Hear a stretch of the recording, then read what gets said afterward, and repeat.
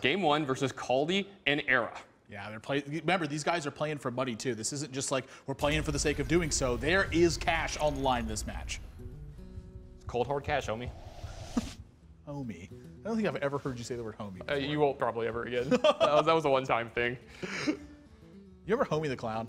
Yeah, I do actually. Gosh, what a great skit that was. He had like the sock, and he like bop you over the head with it and stuff. That's what Cranich was last round. Homie, don't play that. Yeah, right, let's go. What was it, In Living Color, I think? Yeah. God, we're old.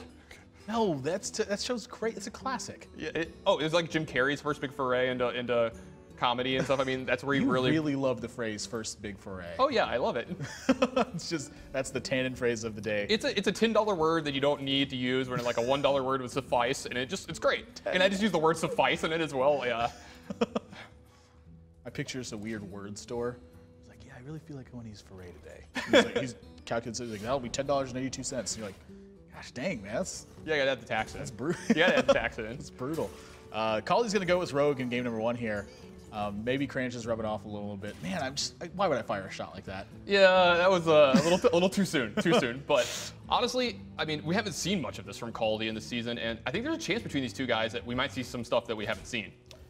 Yeah, I totally agree with it. You know, at this point, Kaldi, against a player like ErA, I think that you just want to play big, powerful decks that have gigantic turns. And Rogue is right up that alley. You know, if you get a minion to stick to the board, you can absolutely punish him for it. And even if you don't, ErA, I feel like is the kind of guy whose decks are usually susceptible to things like big Blade Flurries. Yeah, and how do you like, the way Rogue matches up against a lot of the decks that ErA plays? You just said you like the big Blade Flurries, but it seems good against Grim Patron, which we've been seeing more out of ErA lately. It's pretty good against the aggressive decks that he likes to play, and I'm not sure how it matches up against that Mage deck that he's so popular for, though. I feel like it's a pretty darn good match. Yeah, it seems fine. Yeah. You get saps for big tempo plays. The ice blocks not really doing that much to you. It's going to throw off your turns a little bit here and there, but ErA's hand has to be pretty much picture perfect in that one. Again, Rogue is punishing you for leaving a minion on the board. The deck's got like Frostbolt, Fireball, and Explosive Sheep for their removal. Yeah, and speaking of hands here, ErA's, he's going to have to improve it here at this Battle Rage. Yeah, pick up 2 key cards, though. Yeah, double Inner Rage against the Rogue deck, not always the best. Yeah, Kaldi's hand continues to look worse. This deck does rely on a mix of minions and spells. Kaldi has gotten the unfortunate side of things, which is all spells. Yeah, you definitely need to have a minion stick to the board for more than a turn, and then it's very, likely that you're going to win from that spot. I don't want to say easy. You still have to win the game, but, I mean, Cranich made it look easy. Well, yeah, I mean, you're going to play that way. It's always going to look easy. Yeah. Speaking of easy, this feels like an easy Deathbite turn. Let's start getting some damage in. He's in full control of this game. Got double Inner Rage right now. Has a Warsong Commander. He's a few cards away from just closing this one. So I want to ask you, from a professional Hearthstone standpoint, how do you approach this kind of matchup? You're out of the runnings for top 8. You're still playing for something for money, but does it feel different to you? No. Yes and no. I mean, obviously, you would like to be playing for something a little bit more, but still something on the line. This is no different than the first match of the season where effectively nothing was on the line. Just because you're closing in on that point, it doesn't mean the match isn't worth any more or less than it was before. His first match to the last one, all of them matter equally. Yeah, I feel that this is a good spot for lack of a better word, for practice. You can kind of approach this in the way that you would a normal match, get yourself in that mind frame. When you're sitting at home, in your boxers playing Hearthstone at your computer, just sipping your tea or whatever, your cup of coffee.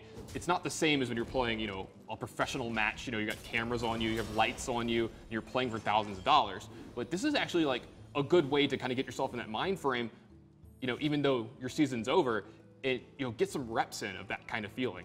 Yeah, I mean, that's something that, Kaldi's not unfamiliar with that at all. This guy's been playing Hearthstone around the world forever now. At this point, he's looking at this match and going, how do I get more money? Yeah, how do I get more money? Pay me. But here's the thing for me, too, is do you remember your first big match in a professional setting of whatever game the first one you went professional in? Oh, yeah. I do, and I was nervous. Oh, yeah, I was the same way. I'd played against a guy who was, my first round was against a guy from Japan.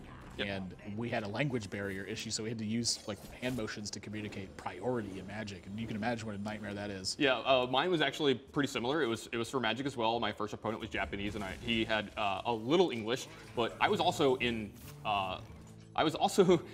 London playing as well, so I had to fly halfway across the world as a kid to play professional Magic, and I'd only been playing the game for a few years, so you know, there's a lot going on here for these guys. You know, there's so much pressure, and you know, these guys at least get to play it on a computer as well, so it's a little easier for them in some of those ways. Yeah. But speaking of, you know, a lot going on here, ErA just got a card burned from his deck for drawing too many cards. This is on the back of Kaldi having a big Fan of Knives turn.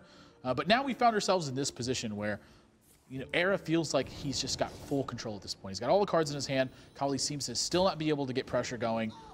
Kaldi's at 12. Yeah, he's got the NT heal bot to pad this, but you know, his hand doesn't really do anything right now. Yeah, and ErA, I mean, you see his hand. He's got a Frothing Berserker in it. Always dangerous to kill you out of nowhere. There is a Warsong Commander. There's Interage. There's Whirlwind. I mean, he's got almost all the pieces he needs. In fact, he's counting it up right now. And he's got the best hair in EU. I count 18 damage. Best hair EU.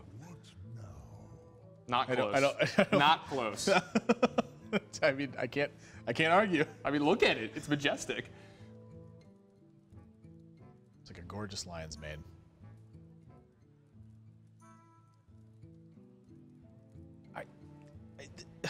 I look at this spot and I go, man, this is just tough. Like, I'm trying to figure out what the best line of play is here, but I feel like he's pretty far off. Like, you have to do so much work to still get to this point. Yeah, exactly. Like, where do you go from here? How do you win from here? I mean, like, it's such a hard spot. He's got to commit minions to the board so that his, you know, Whirlwinds do enough damage to get his Frothing Berserker to be lethal, but he doesn't want to overextend into a Blade Flurry. Yeah, speaking of hard spots, by the way, what on earth is Kaldi supposed to do here? Are you going to Blade Flurry this? Yeah, exactly. Like, this is an awkward game. This is like that first school dance. You know, nobody wants to get out on the floor. You know, someone has to make the first move, though. ErA's been getting out on the floor plenty, man. Like, look at that. He's played two 1-3s. ErA drew too many cards this game already, okay? He's not out on the floor. There's two 1-3s out there, Nathan. Come on. It's not like he's going to beat the guy down with 1-3s. Well, I mean, you say that, and then suddenly an army of Grim Patrons shows up. Well, those are 3-3s, though. Yeah. That's a lot more power. The 1-3s are the catalyst to that. They're driving the catalyst stack.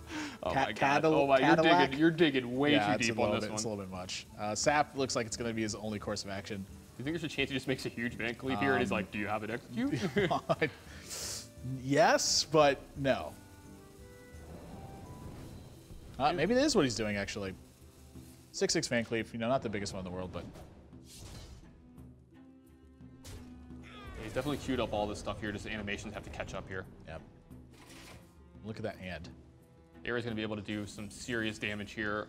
This Death Spite is going to act in two different ways. It's going to take up the antique heal bot here, plus he's going to be able to execute this Van Cleave. This is another turn I think he's got to count his damage and make sure it's, you know, he's not missing anything. So, 2. Yeah, that's what he's doing right now. Looks like we might be moving in. Yeah, I haven't counted this exactly, but I feel like the damage is likely there at this point. Yeah, he has 3 different Whirlwind effects. He's going to be able to have all of them hit multiple minions here. And plus, Kaldi's only at 16. You got to believe this is enough. I mean, plus if he just wants, there's Interage, which is good for a ton as well. At this point, I feel like he may have miscounted this a little bit. So just wanted to get 6 extra damage out of the Frothing Berserker, maybe?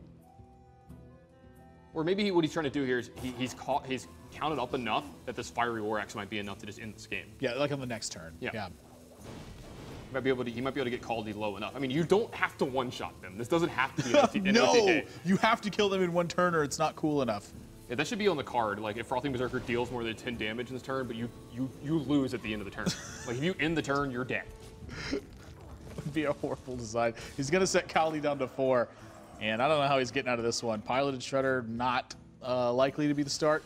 But he is going to sweep up this board. ErA does have to find some more damage at this point. So not quite over yet, but the amount of time that ErA has to find the right cards, it's just, he's got so much of it right now. He's got a Fiery War Axe to put Kaldi down to 1 here. So, and Kaldi's already used 1 in antique heal bot, so we don't know how much heal he has left in his deck.